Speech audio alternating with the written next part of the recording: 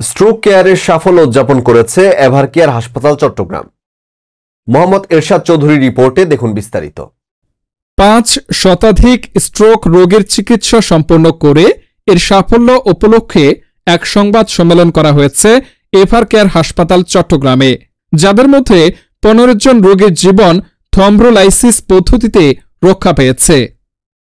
বুধবার সকালে এভারকেয়ার হসপিটালের অডিটোরিয়ামে এই সংবাদ সম্মেলন আয়োজন করা হয়।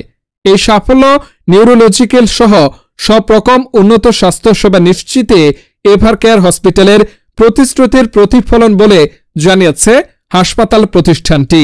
এ সময় উপস্থিত ছিলেন senior neurology consultant doctor Mohammad Nazim Uddin, neurology consultant doctor Suman Chowdhury, Evercare hospital চট্টগ্রামের সিওও সামির সিং। সংবাদ সম্মেলনে চিকিৎসক ও স্ট্রোক থেকে সুস্থ হওয়া রোগীরা তাদের অভিজ্ঞতা শেয়ার করেন।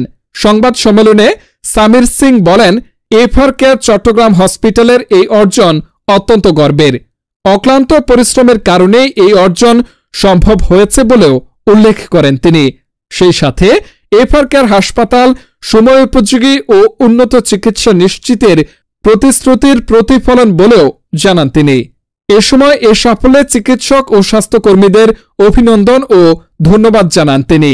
সংবাদ সম্মেলনে ডক্টর মোহাম্মদ নাজিম উদ্দিন জানান, এভারকেয়ার হসপিটাল চট্টগ্রাম উন্নত স্ট্রোক চিকিৎসা ও রিহ্যাবিলিটেশন সেবা প্রদানে সর্বদা সচেষ্ট রয়েছে এবং চট্টগ্রামের মানুষের জন্য উন্নত স্বাস্থ্যসেবা নিশ্চিতে চিকিৎসক থেকে শুরু করে দক্ষ কর্মীবৃন্দ নিরলসভাবে কাজ করে যাচ্ছে যোগ করেন তিনি। To have scaled to this height over the last 3 years. Neurology care, what is new in the city? আমরা জানি যে বর্তমানে আপনারা সেই কারণেই বোধহয় যখন আপনি চা খান, আপনি বাইরে